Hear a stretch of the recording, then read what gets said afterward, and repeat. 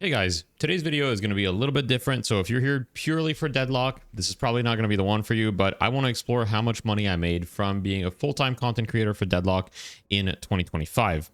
So if you've been following me for some time, you know that last year I made a video about how much money I had made. So feel free to go check that one out. But I wanted to give a quick update on how it's progressed with Deadlock kind of doing a lot better in 2025, at least late 2025, and talk about my different income streams to give you guys an idea of how I make my money, be transparent with you guys, and of course, for anybody that might want to become a creator themselves in the future, give a realistic perspective of how much money you can possibly make. Now, you guys know I hate clickbait, so I'm just going to give you the number right away, but I encourage you to stick around to know what sources the total number come from, what gives me more money, as well as my thoughts. But the total number after expenses in US dollars is $60,780 for 2025.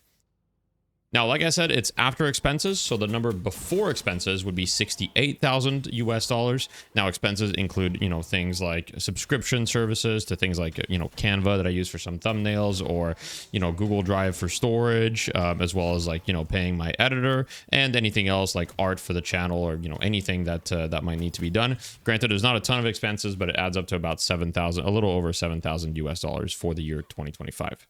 Now, in this video, I'm going to show screenshots of exactly the different sources of income. So how much I got from Twitch, how much I got from YouTube, how much I got from coaching, how much I got from the academy, and all that stuff.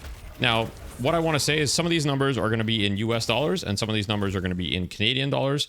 I'm going to do my best to kind of let you know which is which, but just know that it's going to be a little confusing. I'm going to try to convert everything to US dollars so that most people can relate to that, because I think there's way less people that, know how much like a Canadian dollar is worth. So US is just a little bit easier. Let's start with my biggest income source, which is Twitch. So for Twitch in 2025, I made 36,000 US dollars.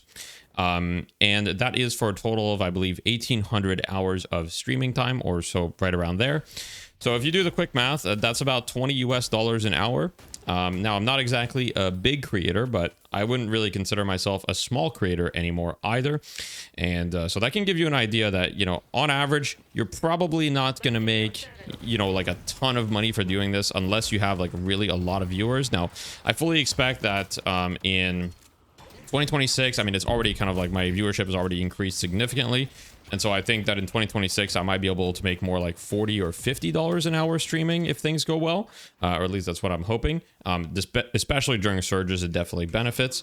But, for a lot of this year, I was averaging maybe like around 500-ish viewers.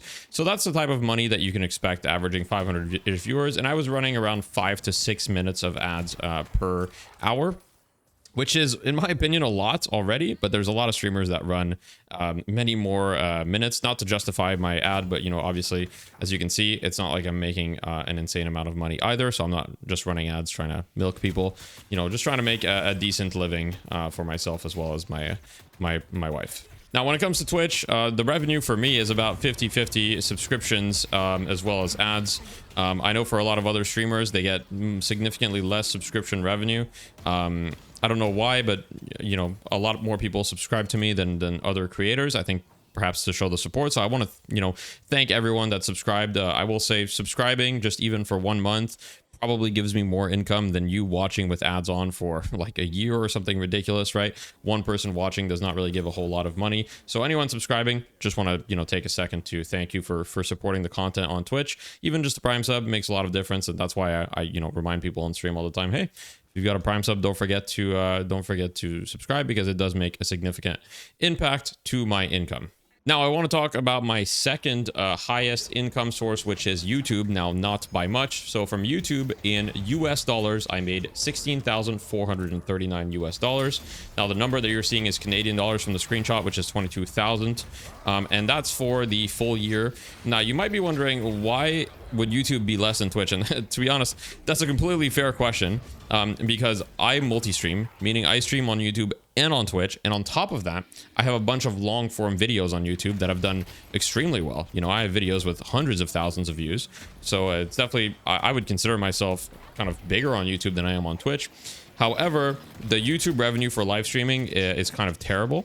For a lot of streams, you know, if on Twitch I'll make, I don't know, 200 or 300 USD in a stream, on YouTube the equivalent stream will usually make me less than 100 US. So it's mostly that the streaming revenue on YouTube is significantly worse. I don't know exactly why that is. I don't really have the reasoning, but that's, you know, if anybody wonders, like, do I make more money on YouTube on Twitch? Now you have the answer. It's significantly less on YouTube, and kind of has always been that way, except at the very beginning when I first started being a content creator and I really wasn't known on Twitch at all. During that time period, I made more money from YouTube than Twitch. And of course, I could probably put more ads in my videos. I could upload more videos on YouTube, but I like to be thoughtful about it. So I could definitely do things to increase that income. But yeah, as of 2025, it was about 16,439 US dollars for the YouTube portion. That includes ad revenue from streams, ad revenue from long form videos, and also YouTube memberships, which is a very, very small percentage of it. I think that's definitely part of the reasons is, in general, on YouTube, people don't become members as much. People on Twitch kind of subscribe, and to be honest, becoming like a subscriber on Twitch doesn't really give anything, and becoming a member on YouTube doesn't really give anything either at the moment. I had a period of time where I kind of made a members only thing for YouTube so that you can watch my coaching VODs and stuff like that, and it was like a paid thing. Unfortunately, it was spamming people's feeds, and therefore I decided to remove that and create my next income source, which is the Deathslam Academy. So I created the Academy because I wanted to do something for people that wanted to support me, give a community and a place where you can improve at Deadlock. I can provide resources, I can help coach people, you know, without spamming people's YouTube feed, and without, I just felt that YouTube was just not a very good platform for it. And so there is, I did have to refund basically everyone on YouTube. It's a standard YouTube policy, so it's not like I made the decision, but I would have made it, of course, where everybody that became a member on YouTube got refunded for their last month, which is also why there's probably a little bit less money on the YouTube side. But yeah, if you guys want to support the channel, I mean, consider becoming a member if you appreciate the transparency. I make significantly less from YouTube. Talking about the Academy and coaching, unfortunately for 2025, I had pretty terrible tracking setup. And so I don't exactly know how much came from the Academy and how much came from coaching. I could like look into it and dig through the files, but I was just a little bit lazy for this video. So I can tell you that the total combined income that I made from coaching in the Academy is 15,600 US dollars. Now, most of that is probably from coaching because the Academy, I believe, launched like kind of mid to late October. So it would only really be like November and December income, which would really be at most a few $1,000s. So the large majority of that is one-on-one coaching, which I charged kind of, I think I jumped up to, for most of the year, I was charging around 40. Then towards the end of the year, I was charging around 45 USD an hour for coaching. So, you know, it definitely helped supplement my income. And if I didn't do coaching in 2025, then my income wouldn't have been great. So definitely contributed significantly. And nowadays, 45 USD with how my streams are going right now, I'm kind of like almost losing money doing coaching because I could be making just as much money, if not more, doing 1 hour of streaming. And on top of that, streaming is exposure, whereas coaching is not. But I truly just really like coaching. I enjoy it a lot. And so I have no intent of stopping. And at the moment, I consider that I make enough money. And I know that raising prices is good business, but I don't know. I just don't feel good about raising my coaching prices. Maybe I will in the future. I'm not closing the door to that, right? It's very possible that if I just have way too much demand that I raise the prices. But as of right now, I'm kind of sticking with 45 USD an hour. And that's where that comes from. So that brings, like I said at the beginning of the video, the total income before expenses to 68,078 US dollars. And then, like I said, the expenses, I kind of gave a brief list, but you know, it's mostly editor is one of the biggest expenses I have, but then there's a bunch of other like subscriptions and like, you know, there's like something in Canada that's called business use of home. So I have got expenses in that as well. I've got, you know, like I can deduct certain things like, you know, electricity bill, although it's almost nothing here, or like internet costs, like things like that that are considered business expenses as well. So yeah, these are deducted from my income in that way. If you guys have any questions about this, about anything that I talked about, how creators make income, please ask in the comments. My last thing would be that don't assume that because I have a certain amount of viewers and make a certain amount of money, your other creator that you know that has a similar amount of viewers also makes this money, right? There's so many different factors. I would say that these numbers are probably a fair assumption for someone who has around 500 average viewers on Twitch. And you can kind of like multiply and like, oh, if someone has double the viewers, they'll probably make double the money. And that would probably be somewhat accurate. However, the amount of ads that they play, as well as sponsorships, can play a huge role. So for 2025, I basically didn't have any sponsorships. I think I had, well, actually, that's not true. I didn't include sponsorship money because, like I said, my tracking was pretty bad.